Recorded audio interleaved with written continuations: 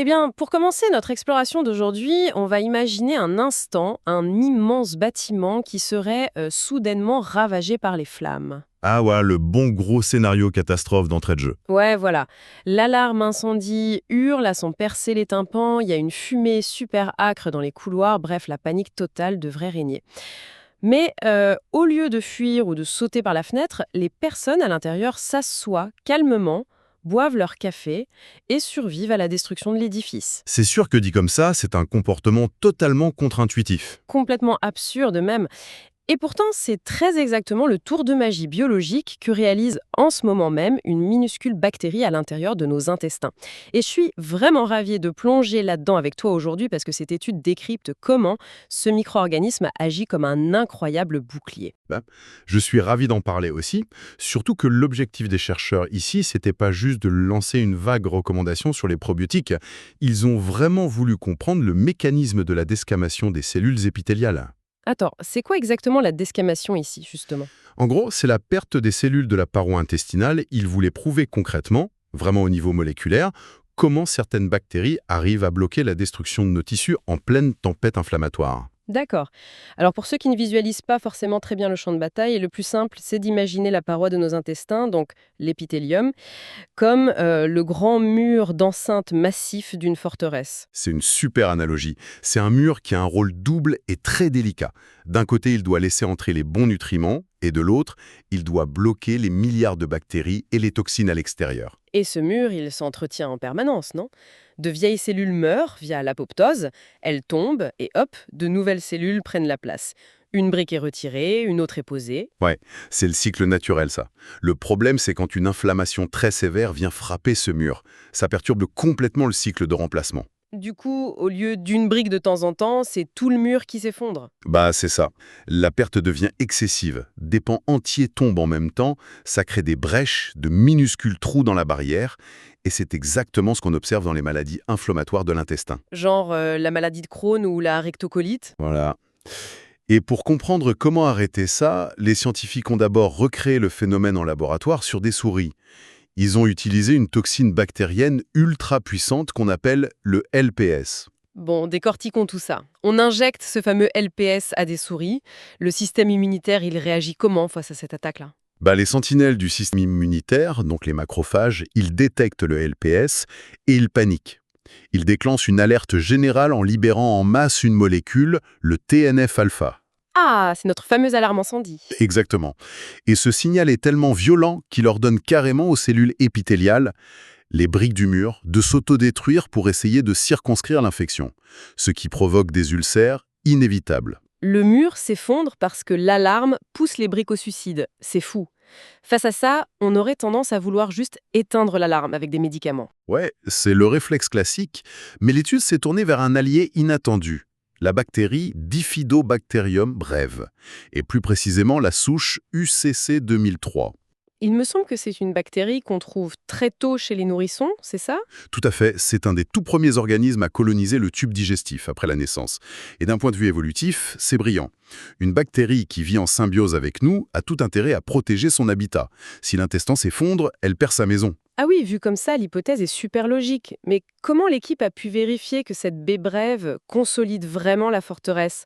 Ils n'ont pas juste donné des probiotiques aux souris en espérant que ça aille mieux, si? Puis, ils ont administré la toxine LPS pour créer le choc. Chez le groupe contrôle, sans la bactérie, le mur se disloquait complètement. Et ils ont mesuré ça avec un marqueur précis, la caspase-3. Attends, je t'arrête sur ce terme. La caspase 3, c'est quoi son rôle pour les chercheurs ici? En fait, c'est une enzyme qui agit vraiment comme l'exécuteur lors de la mort cellulaire. En temps normal, il y a un peu de caspase-3 parce que le mur se renouvelle. Mais lors d'un choc au TNF-alpha, son niveau explose littéralement. Ah, d'accord. Donc, en colorant les tissus, ils peuvent compter le nombre exact de cellules qui sont en train de s'autodétruire.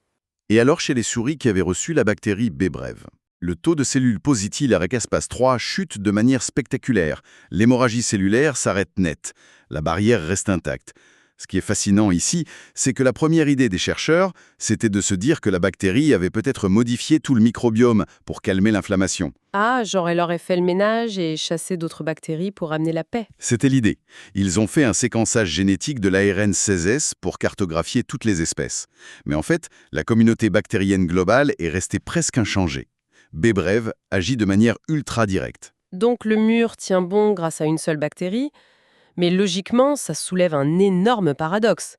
Si l'alarme, le TNF-alpha, hurle toujours l'ordre de détruire le mur, comment la bactérie fait pour bloquer ça? Ouais, c'est la grande question. Est-ce qu'elle déploie une sorte de mousse acoustique pour étouffer le son de l'alarme, ou alors elle va carrément dans la salle de contrôle des macrophages pour couper les fils? Ces deux hypothèses placeraient l'action très en amont, ce que font pas mal de médicaments.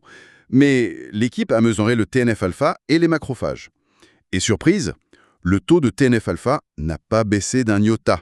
Et les macrophages sont toujours aussi actifs. Attends, la salle de contrôle est intacte, aucune mousse n'étouffe le son, l'alarme sonne toujours à fond. Le feu est omniprésent, ouais. L'inflammation n'est pas du tout supprimée.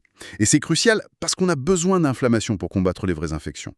Si l'on relie cela à la situation dans son ensemble, la bactérie intervient très en aval. Elle parle directement aux cellules du mur et modifie leur réaction au signal de destruction. Les cellules entendent l'alarme, mais elles reçoivent un contre-ordre. La bactérie doit avoir un moyen physique de communiquer, un mot de passe transmis directement pour convaincre la cellule d'ignorer l'autodestruction. Quel est le support de ce message? Tout se passe à la surface de la bactérie, via une structure complexe qu'on appelle l'exopolysaccharide, ou EPS pour faire court. Alors, pour qu'on visualise bien le PS, moi j'aime bien imager ça comme un manteau d'hiver très dense, fait entièrement de sucre complexe. C'est pas juste un habit, c'est son interface avec le monde extérieur. C'est une très bonne image. C'est un manteau d'une immense complexité chimique. Et pour prouver que c'est bien ce manteau qui contient le mot de passe, ils ont utilisé la génétique pour créer une souche mutante baptisée UCC 2003-DEL. Oula, un détail technique ici. Comment on crée une bactérie mutante juste pour lui enlever son manteau? On n'utilise pas des petites pincettes, j'imagine. Ah non, pas de pincette, c'est de l'édition génétique. Ils ont ciblé et désactivé précisément les gènes qui fabriquent ces TPS. Donc on fait une délétion, d'où le DEL, de ces gènes spécifiques. La bactérie survit très bien, elle est identique à l'original, mais elle est génétiquement incapable de faire son manteau sucré. On a donc une bactérie complètement nue. Et quand on donne cette bactérie dévêtue aux souris face au choc inflammatoire du LPS, il se passe quoi? La protection s'évapore instantanément. Sans son manteau, B-Brev redevient impuissante, la Cas-Pas3 s'active en masse, le mur s'effondre. C'est là que ça devient vraiment intéressant. Le manteau est vital. Mais est-ce qu'un manteau de sucre, n'importe lequel, aurait marché? Genre, juste le fait de se frotter contre un truc sucré? Ils ont testé ça aussi. Ils ont pris une autre bactérie avec un manteau de sucre légèrement différent géométriquement, le PS2. Et c'était un échec cuisant. Ça prouve que c'est une reconnaissance moléculaire hyper spécifique, pas juste un contact passif. Donc on a vraiment une clé moléculaire unique.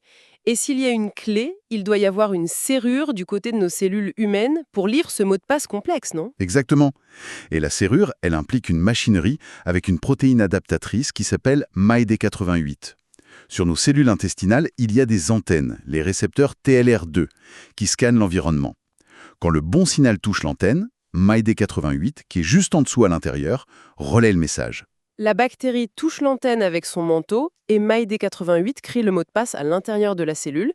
Mais comment ils ont prouvé que c'est vraiment cette serrure-là qui est indispensable? Ça, c'est la partie la plus élégante de l'étude. Ils ont utilisé des souris génétiquement modifiées qu'on appelle Vilcré. L'idée, c'était de retirer la protéine MyD88. Mais attends, MyD88 est impliqué dans l'immunité de plein de cellules du corps. Si on enlève ça de tout l'organisme de la souris, on détruit son système immunitaire. L'expérience n'a plus aucun sens naturel. C'est tout le génie du système Vilcré. Ça permet de faire un retrait génétique conditionnel uniquement dans un tissu précis. Ils utilisent une enzyme qui coupe l'ADN, mais cette enzyme ne s'active que grâce à un promoteur lié à la viline. Et la viline n'est exprimée que par les cellules épithéliales de l'intestin. Ah ouais, c'est d'une précision folle. Le gène n'est détruit qu'à l'intérieur des briques du mur intestinal. Exactement. Le reste du corps, les poumons, le cerveau, le sang, garde le gène MID88 intact. Seulement, la paroi de l'intestin devient sourde. Et là, quand il donne la bébrève avec son manteau à ses souris, puis qu'il déclenche l'inflammation, plus aucune protection. Le mur s'effondre. La bactérie agite sa clé, mais la serrure a été démontée de l'intérieur. Et donc le message de survie ne passe plus. C'est ça.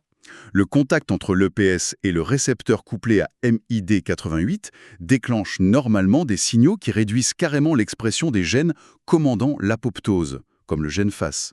C'est un dialogue biochimique qui court-circuite la mort cellulaire. Si on résume cette mécanique incroyable, on a une bactérie bien spécifique, B. brève, qui fabrique un manteau de sucre sur mesure. Ce manteau interagit avec des antennes sur nos cellules qui utilisent MyD88 pour relayer un ordre direct de survie, même quand notre propre système immunitaire hurle de tout détruire. Et les implications pour la médecine sont immenses. Pour les maladies chroniques de l'intestin, jusqu'ici, on essayait d'éteindre le système immunitaire globalement, avec tous les risques que ça comporte. Ou on prenait des probiotiques un peu au hasard, en croisant les doigts. Ouais. Mais là, l'avenir, c'est des thérapies ultra ciblées. On pourrait imaginer extraire cet exopolysaccharide purifié et l'utiliser comme médicament. Ça donnerait le signal de survie à l'intestin sans désactiver l'immunité globale du patient. Alors, qu'est-ce que tout cela signifie pour notre vision du corps humain? La médecine cherche souvent des choses claires, mais l'intestin semble être un grand chaos. Or, on découvre que c'est juste un langage moléculaire crypté qu'on commence à peine à comprendre. C'est clair qu'on est à l'aube d'une pharmacologie microbiomique de très haute précision. Et ça nous laisse sur une réflexion assez vertigineuse pour ceux qui nous écoutent. Si nos propres cellules confient la décision ultime de vivre ou de mourir à un manteau de sucre bactérien, quelles autres décisions fondamentales, que ce soit notre métabolisme, nos allergies ou même notre humeur, sont en ce moment même silencieusement dictées par ces milliards d'invités invisibles? Ça donne matière à réfléchir.